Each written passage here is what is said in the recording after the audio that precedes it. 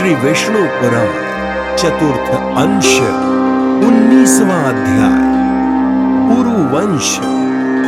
श्री पराशर जी बोले, पुरु के पुत्र जन्मेजय थे।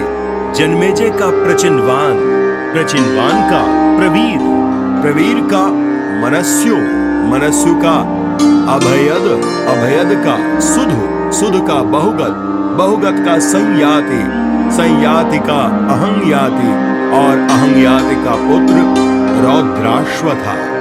रौद्राश्व के ऋतेषु, कक्षेषु, स्थंडिलेषु, कृतेषु, जलेषु, धर्मेषु, धृतेषु, स्थलेषु, सन्नतेषु और वनेषु नामक 10 पुत्र थे। ऋतेषु का पुत्र अंतिनार हुआ तथा अंतिनार के सुमति, अप्रतिरथ और ध्रुव नामक 3 पुत्रों ने जन्म लिया।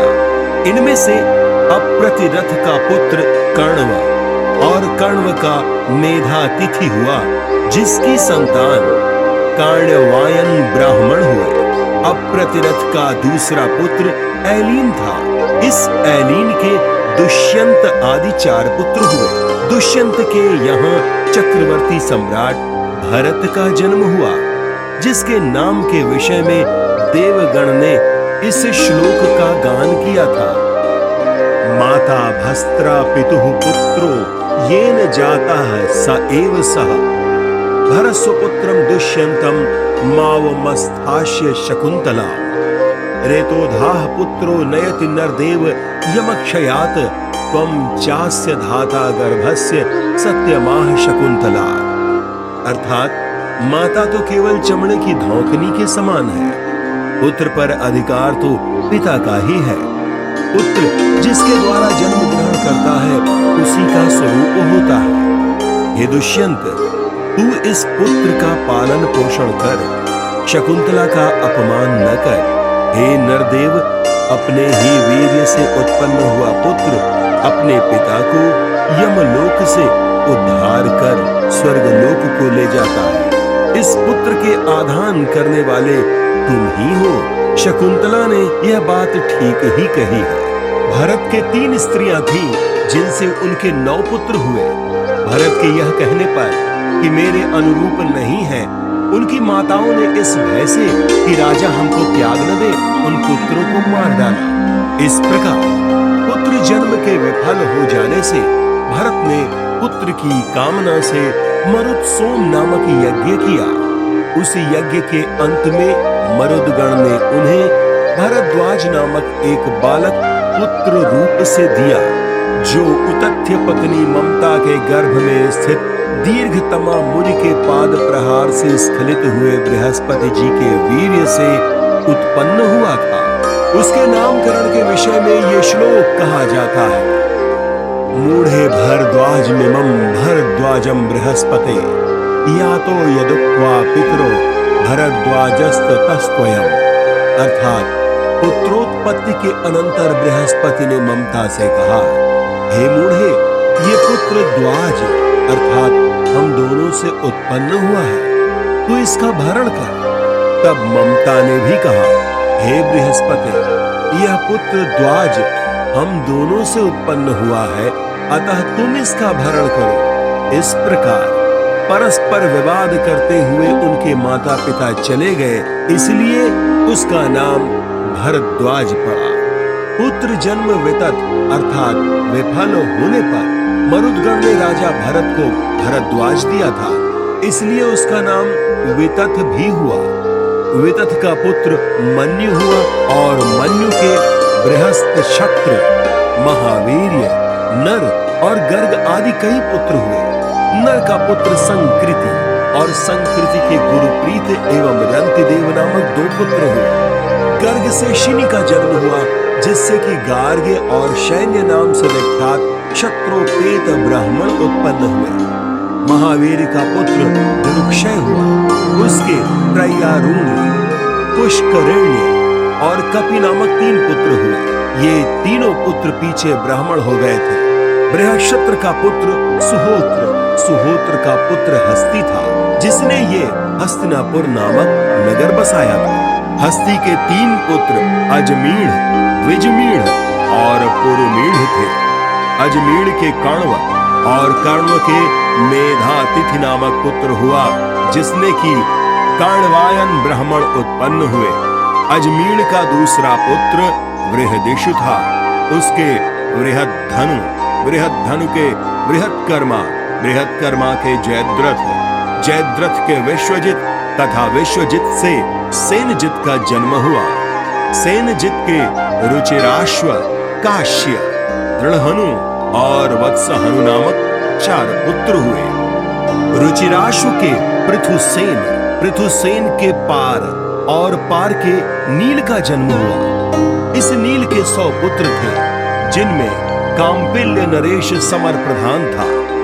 समर के पार, सुपार और सदश्व नामक 3 पुत्र थे।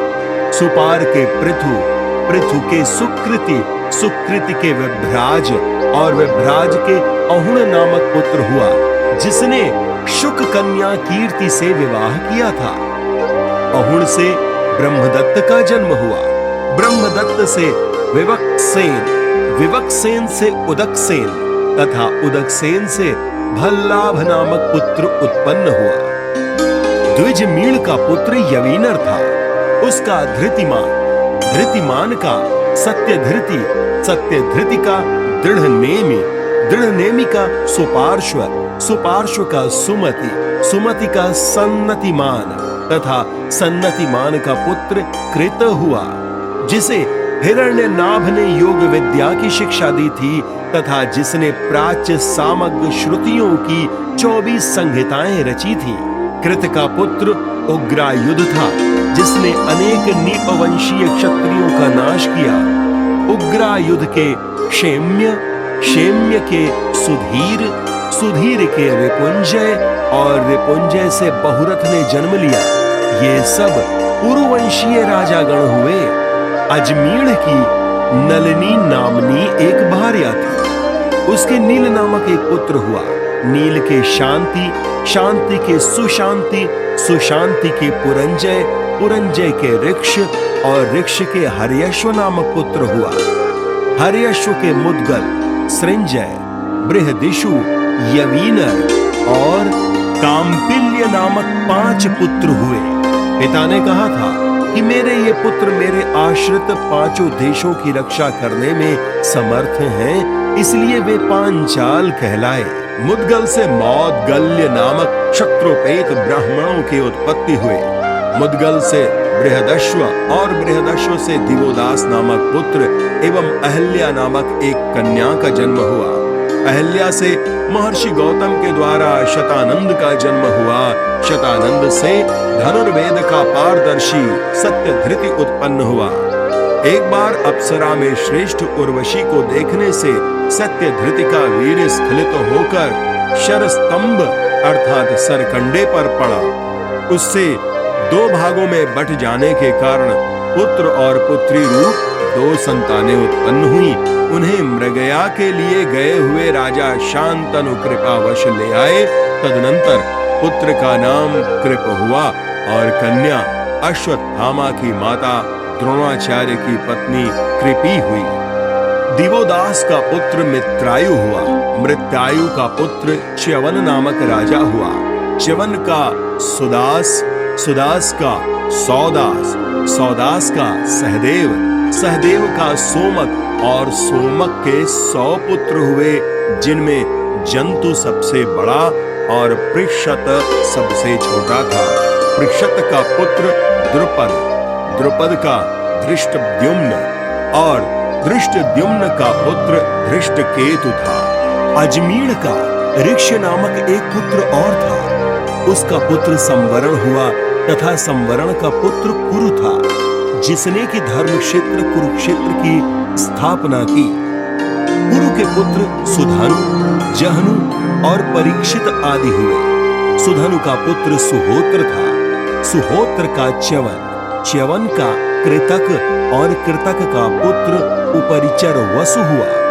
वसु के बृहद्रथ, प्रत्यग्र, कुशाम्बु, कुचेल और मात्स्य आदि 7 पुत्र थे। इनमें से बृहद्रथ के कुशाग्र, कुशाग्र के वृषभ, वृषभ के पुष्पवान, पुष्पवान के सत्यहित, सत्यहित के सुधन्वा और सुधन्वा के जतु का जन्म हुआ। बृहद्रथ के 2 खंडों में विभक्त एक पुत्र और हुआ था, जो कि जरा के द्वारा जोड़ दिए जाने पर जरासंध कहलाया।